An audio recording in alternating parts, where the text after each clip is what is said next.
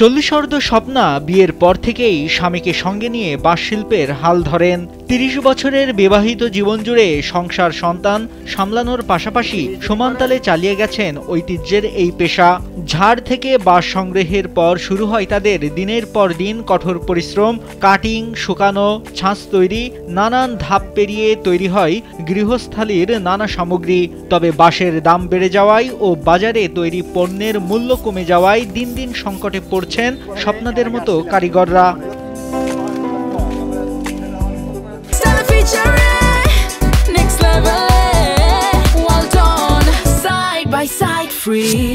বাঁশ শিল্পের কারিগরদের বাড়ির উঠোন জুড়ে এখনো প্রতিদিন জমে ওঠে কাজের ব্যস্ততা। নারী পুরুষ সবাই মিলে গড়ে তোলেন ঝুড়ি, চালনি, টকরি সহ নানা পণ্য। একসময় যেসব হাত বুনে দিত নিপুণ কারুকাজে ঐতিহ্যের সৌন্দর্য, আজ সেই হাতই সংগ্রাম করছে আধুনিক প্রযুক্তি আর বাজার প্রতিযোগিতার বিরুদ্ধে। খাটুনি অপরিবর্তিত থাকলেও আয় কমে যাচ্ছে, ফলে চাইলেও বদলে যাচ্ছে না তাদের জীবন, ঘুরছে না ভাগ্যের চাকা। আমি এই বাঁশের কাম করে জায়গা বাসাও করছি, ঘর দুয়ার করছি, মেয়েক বিয়ে দিছি। একটা বাস 200 টাকা দিয়ে কেনা হয়, দুখান তালায় হয় 320 টাকা দিয়ে বেচা হয়, ওই 100 টাকার মতন লাভ থাকে। বগুড়ার ধুনট উপজেলার প্রত্যন্ত গ্রামে আজও টিকে আছে শত বছরের ঐতিহ্যবাহী বাঁশ শিল্প। কিন্তু বদলে যাওয়া সময় আর বাজার ব্যবস্থার চাপে এই শিল্প এখন হুমকির মুখে। টিকে থাকার শেষ লড়াই লড়ছেন স্বপ্নার মতো অসংখ্য কারিগর। আগে ছিল হাতে কত যত ইয়ে করছে সে লেখার এখন হয়, এখন তো হয় নাই।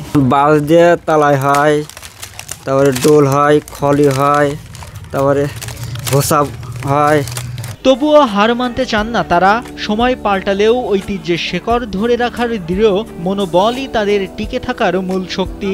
এই শিল্পকে বাঁচিয়ে রাখতে সরকারি সহযোগিতা খুব জরুরি বলে মনে করেন সংশ্লিষ্টরা। 20 বছর ধরে এই কাজ করিতেছি।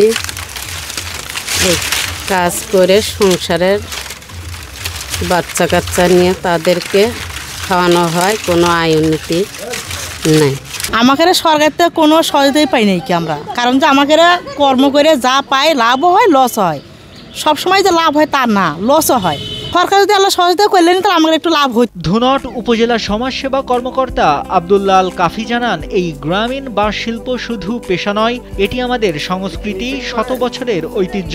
কারিগরদের প্রশিক্ষণ, ঋণ সুবিধা ও বাজার সম্প্রসারণে প্রয়োজনীয় উদ্যোগ নেওয়ার কথা জানান তিনি। সমাজসেবা অধিদপ্তর থেকে আমাদের যে ক্ষুদ্র ঋণ প্রকল্পটা আছে, এখানে আমরা প্রান্তিক জনগোষ্ঠীদেরকে ক্ষুদ্র ঋণ দিয়ে থাকি। আমাদের কাছে যে ক্ষুদ্র ঋণের জন্য যদি আবেদন করে, সেক্ষেত্রে আমরা তাদেরকে সর্বোচ্চ সরকারের পক্ষ থেকে সহযোগিতা করব।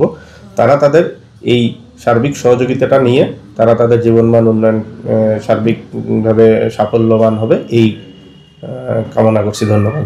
তবে সহায়তা না বাড়লে হয়তো এই শিল্প হারিয়ে যাবে সময়ের স্রোতে, আর স্বপ্নার মতো মানুষের হাতের কারুকাজ হয়ে যাবে কেবল স্মৃতি। নাইমুল হাসিব, কালবেলা।